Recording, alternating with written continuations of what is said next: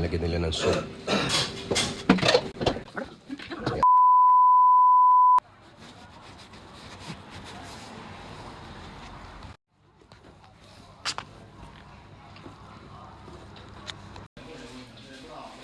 Hello mga super friends.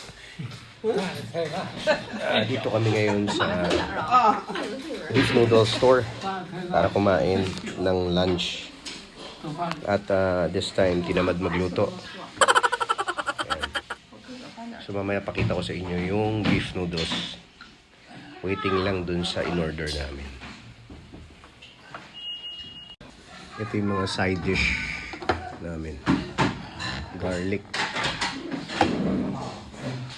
At potato, seaweeds, and tofu. Ito naman beef.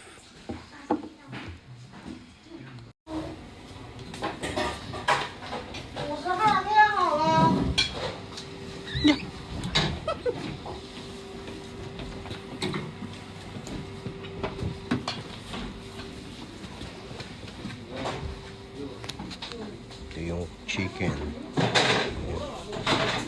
Beef. Side dish nila. Side dish.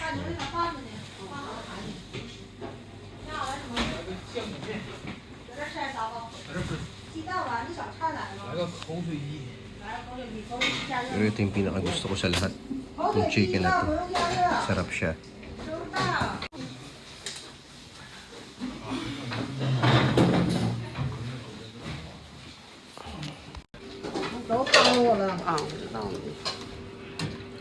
Lalagyan nila ng soup.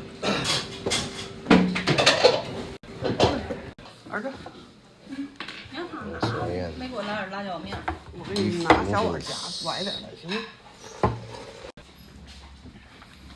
Depende sa order. Pwedeng malaking tipak na may bones or meat lang ng beef. Ayan. So, ito yung ano niya. Beef cubes niya. Ayan, chili.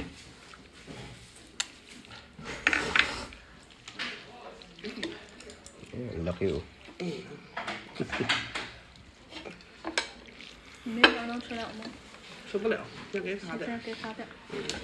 So, ayun lang. Kain tayo guys.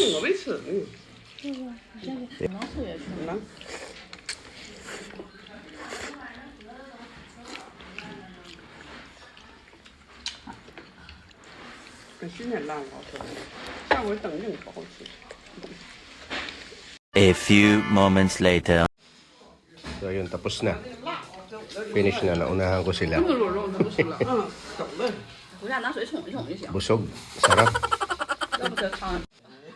Yan, nagsando na ako sa loob kasi mainit. Pinawisan tayo habang kinakain natin yung beef noodles.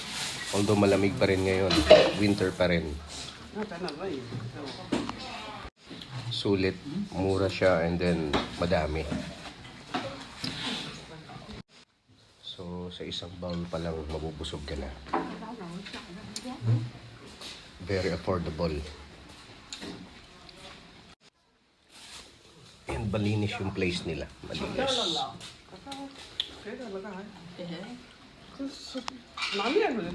Bali sa isa, dalawa, apat na bowl, na malaking bowl ng beef noodles. 75 RMB o yuan, 75 yuan ang aming nagastos.